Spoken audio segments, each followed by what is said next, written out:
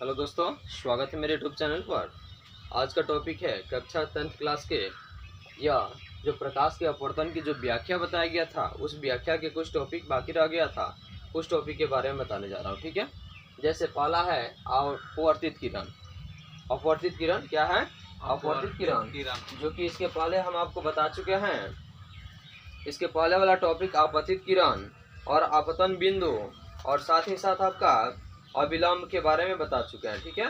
तो यह तीन टॉपिक आपको बताने के बाद में उसके बाद है ये आपका क्या अपवर्तित किरण। क्या है? अपवर्तित किरण। तो देखिए, सबसे पहली बात, दूसरे माध्यम में मुड़कर जाती हुई प्रकाश की किरण को अपवर्तित किरण कहते हैं। यानी कि जैसे कि आपको पहले भी इस फिगर में हम बता चुके हैं, यह एक माध्यम हो गया, हो गया ना।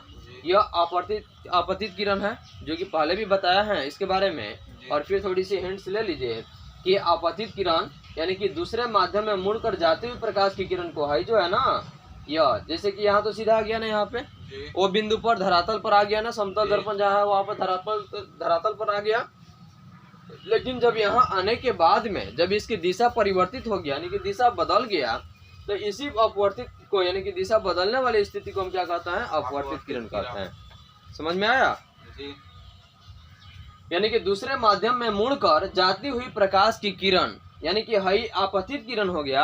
और यह एक आपका आपतन बिंदु यानी कि आपतन तल पर आकर के प्रकाश लड़ा, और लड़ने के बाद में यानी कि टकराने के बाद में यह अपने दिशा को बदलते हुए आगे की ओर बढ़ गया। यानी कि दिशा बदल गया ना यहाँ पे, तो दिशा को बदलते हुए जब यह आगे बढ़ गया तो समझ जाए कि यही क्रिया जो हो गया आपका अपवर्तित किरण हो गया। क्या हो गया? अपवर्तित किरण। फिगर को अच्छे से समझ जाइएगा, आपको याद करने में किसी प्रकार की दिक्कत नहीं होगी, इसलिए फिगर को अच्छे से समझिए, ठीक ना, ताकि आपको आगे याद करने में आसान होगी।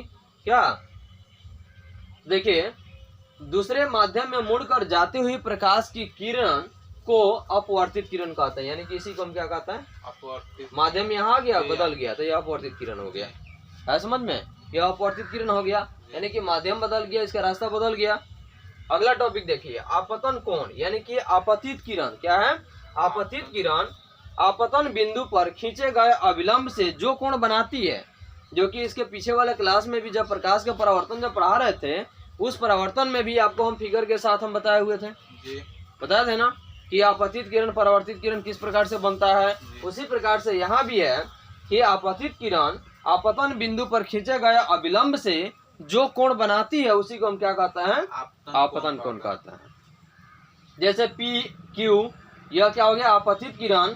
और यहाँ आने के बाद में आपतन बिंदु यानी कि क्यू आपतन बिंदु हो गया, तो यह हो गया ना आपतन बिंदु।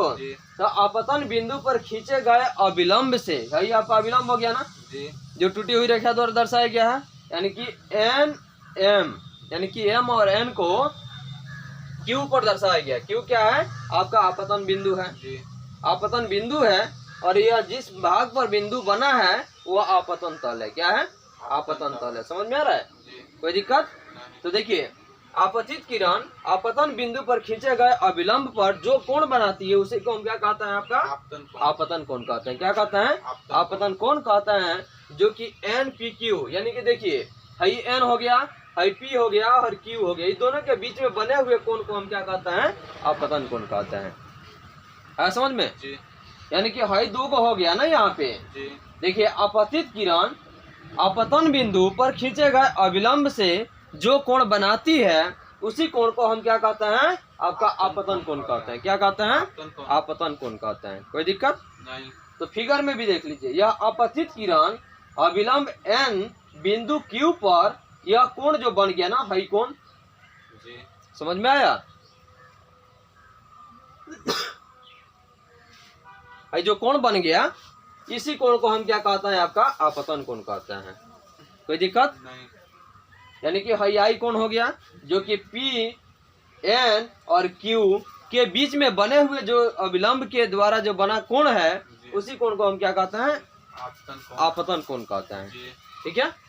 अगला टॉपिक है आपका अपवर्तन कोण किसे कहते हैं। यानी कि क्या कहते हैं? अपवर्तन कोण किसे कहते हैं। तो देखिए, अपवर्तित किरण है आपका अपवर्तित किरण हो गया। यह अपवर्तित किरण उसके बाद आपतन बिंदु पर है आपका आपतन बिंदु हो गया। तो अपवर्तित किरण आपतन बिंदु पर खींचे गए अविलंब से जो कोण बनाती है उसी को हम क्या कहते हैं? अपवर्तन कोण कहते हैं। अपवर्तन कोण कहते हैं। जैसे देखिए यह आपका एम क्यू आर है, क्या है? एम क्यू आर है। इसके और इसके दोनों के बीच यानी कि यह क्यू पर बना, क्यू पर बना ना, और क्यू यानी कि एम क्यू आर या आर क्यू एम का ये इसके बीच में बने कोण जो आर द्वारा संकेत किया जाता है, इसी कोण को हम क्या कहते हैं? अपवर्तन कोण कहते हैं। है समझ में? यानी कि इसी कोण को हम क्या कहते हैं?